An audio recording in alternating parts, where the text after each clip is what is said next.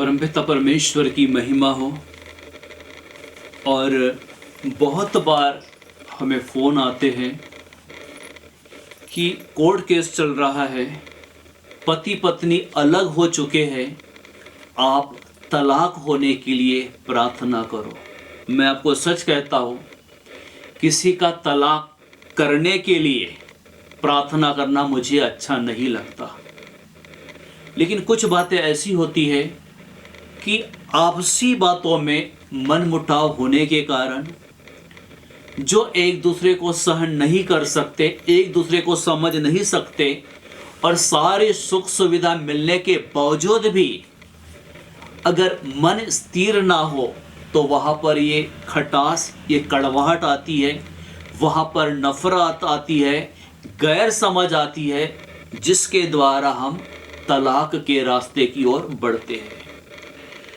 तो ना ही मुझे ये वीडियो बनाना अच्छा लग रहा है, ना ही इसके ऊपर प्रार्थना करना अच्छा लग रहा है, लेकिन बहुत फ़ोन आने के कारण मैं कहना चाहता हूँ, यदि हम शादी के पहले उस दाम्पत्य जोड़ी को परमेश्वर के हाथों में सौंपते हैं और परमेश्वर की उपस्थिति में हम प्रार्थना करते हैं, गैर समझ होने के कारण उससे हम अलग हो जाते हैं। संसार के लोगों में ये तकलीफें हैं, लेकिन उससे भी ज़्यादा प्रभु के लोगों में ये बातें हैं। बड़े दुख की बात है, लेकिन फिर भी बाइबल कहती है, यूहन्ना 10:10, पहला पतरस 5:8 में बाइबल कहती है, चोर किसी और काम के लिए नहीं परंतु केवल चोरी करने, घात करने और नष्ट करने आया है। मैं इसलिए आया कि वे जीवन पाए और बहुतायत से जीवन पाए। बाइबल कहती है कि जिस चोर ने एक अच्छे जीवन में, एक अच्छे परिवार में जो जंगली बीज बोया, जिसके कारण नौबत तलाक तक की आ चुकी है, तो बाइबल साफ रीति से कहती है कि उस चोर ने विचारों को चुराया, मनों को चुराया और सब कुछ रहते हुए सहन करना नहीं, लेकिन वो कमी दिखाना शुरुआत किया। उसके कारण ये तलाक की नौबतें आती है। प्रभु ने कहा है, मैं इसीलिए आया कि वे जीवन पाए और बहुतायत से जीवन पाए। पुराने नियम में तलाक के लिए नियम होते थे, लेकिन नए नियम में बाइबल कहती है, मैं तुमसे कहता हूं कि जो कोई व्यभिचार को छोड़ और किसी कारण अपने पत्नी को त्याग कर दूसरी से ब्याह करे, वह व्यभिचार करता है, और छोड़ी हुई को ब्याह करे वह भी व्यभिचार करता है।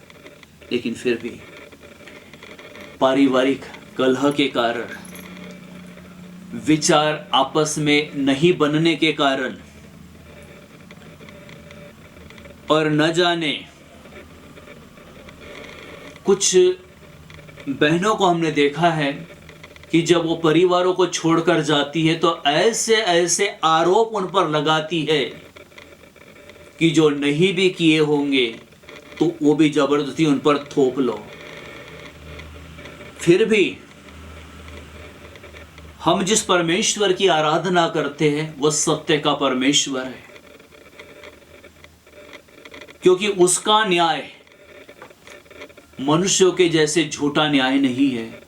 उसके न्याय में झूठे गवाहधार खड़े नहीं हो सकते, क्योंकि वह सत्य का परमेश्वर है। इंसान के न्याय करने में गलती हो सकती है, लेकिन उसके न्याय करने में कहीं पर भी गलती नहीं होगी। यदि ऐसे रिश्ते टूटने पर है, आपस में नहीं बनती, मिलकर आपस में सुलह करे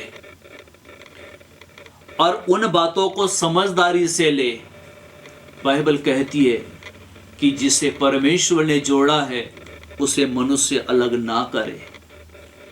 मैं तो यहाँ तक कि देखा हूँ कि मैं जब पहले जिस जगह पर काम करता था वहाँ पर लोग आते थे कि ब्रदर, हम तलाक लेने जा रहे हैं, आप हमारे लिए प्रार्थना करो।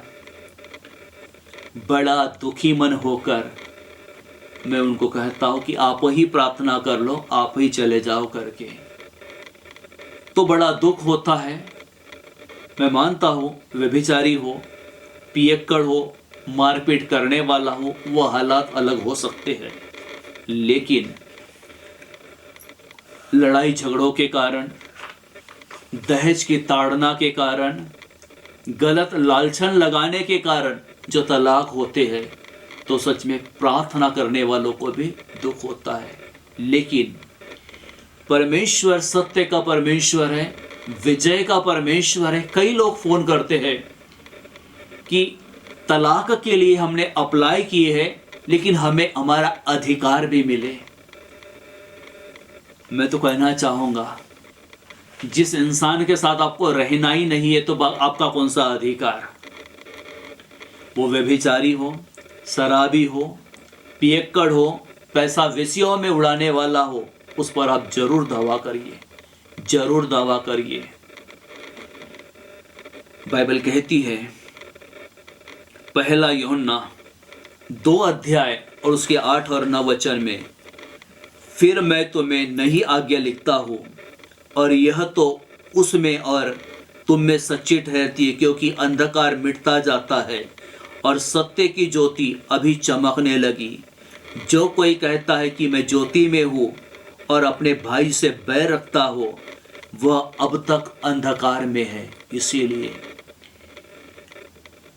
हम यदि ज्योति में है, अपने भाइयों से, अपने लोगों से प्रेम रखें, और प्रेम जो होता है बुराई को ढांपता है।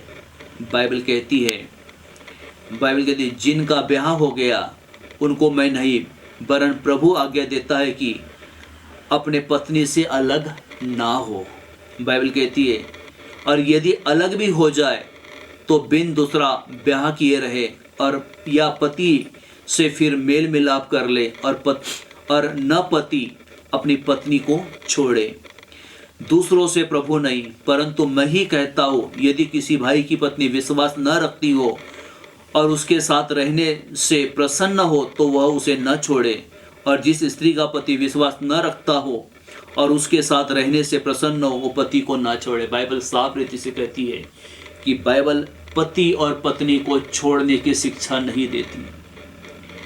पति विश्वासी हो, पत्नी को ना छोड़े, पत्नी विश्वासी हो, पति को ना छोड़े। लेकिन हमने ये भी देखा है, कुछ बहनें ऐसी होती है,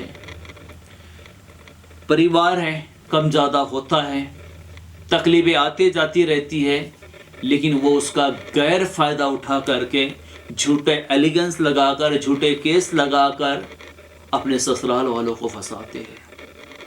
लेकिन फिर भी मैं कहता हूँ, संसार का न्याय, और इस समय हम धरती पर है, हमारा न्याय तो वो मजिस्ट्रेट करेगा, लेकिन उस समय भी हम परमेश्वर के सामने खड़े रहेंगे, और उस समय वो जब हमारा लेखा लेगा तो हमें अपना ही हिसाब देना है, मुझे मेरा ही हिसाब देना है, क्योंकि मुझे सिर्फ वहाँ पर मेरे हिसाब के बारे में पूछा जाएगा। इसीलिए बाइबल कहती है मलाकी 2:16 में, क्योंकि इजराइल का परमेश्वर यहोवा कहता है, मैं स्त्री त्याग से घृणा करता हूँ, और उससे भी जो अपने वस्त्रों को उपद्रव से ढांपता है। इसीलिए तुम अपनी आत्मा के विषय में चौकस रहो और विश्वासघात मत करो। सेनाओं के यहोवा का यही वचन है। सेनाओं का यहोवा कहता है क्योंकि वह स्त्री त्याग से घृणा करता है। ये बरोबर है, लेकिन कुछ बहनें ऐसी होती है जो अपने पति को छोड़ती है, कोई कारण नहीं, कोई गलती नहीं, सब कुछ अच्छा रहता है, तो उन्हें वो आज़ादी चाहिए, उसके लिए वो अपने पतियों को छोड़ती है। मैं यही कहना चाहता हूँ कि किसी का भी बना बनाया घर ना टूटे, ना किसी का परिवार बिखरे, क्योंकि जिसे परमेश्वर ने आशीर्वाद दिया है, जिसे परमेश्वर के दासों के द्वारा आशीर्वादित किया गया है, वो अपने घर को आप ना तोड़े। बाइबल बताती है इफिसियों 4:2 और 3 में, अर्थात सारी दीनता और नम्रता सहित और धीरज धरकर प्रेम से एक दूसरे को सह लो और मेल के बंधन में आत्मा की एकता रखने का यत्न करो। परमेश्वर मेल मिलाप को दर्शाता है, परमेश्वर प्रेम को दर्शाता है, और ऐसी बातें हैं तो ये परमेश्वर की नज़र में पाप और घृणा है। लेकिन फिर भी वो सत्य का परमेश्वर है, वो सत्य का सहायक है, और हमेशा सत्य की आप विजय होंगी। मैं विश्वास के साथ कहता हूँ, हो सके आपस में बैठ करके सुलह कर ले और उसके नाम को धन्यवाद दे। बाइबल में कारण लिखा है, पति व्यभिचारी हो, पियक्कड़ हो, ये कारण हो सकता है अलग होने का, तो उसके भी वहां पर नियम दिए गए हैं। प्रभु आपको आशीष दें, और जो भी कोर्ट केसेस है उस कोर्ट केसेस में सत्य की विजय हो, सत्य जीतने पाए और दुष्ट की युक्तियां वहां पर नष्ट हो। प्रभु इस वचन के द्वारा आपको आशीष दे। आइए दुआ करेंगे। स्वर्गीय पिता, प्रभु यीशु के नाम से आपके चरणों के निकट आते हैं। पिता यीशु के नाम से हम प्रार्थना करते हैं। पिता प्रभु, जो भी कोर्ट केसेस है, तलाक के केसेस है, प्रभु यीशु मसीह के नाम से उसमें प्रभु आपसी सुलह हो, बेहतर रीति से प्रभु उन्हें निर्णय मिले, ऐसी हम आपसे प्रार्थना करते हैं। पिता, जो झूठे गवाही देने के लिए गवाहदार खड़े होते हैं, प्रभु उससे आप अपने लोगों को बचाना, अपने लोगों की आप सुरक्षा करना, और अपने लोगों को नाजरत यीशु के नाम से पिता परमेश्वर आप आशीर्वादित करना। पिता परमेश्वर, पिता फिर से प्रभु जो परिवार प्रभु आपके द्वारा जोड़े गए,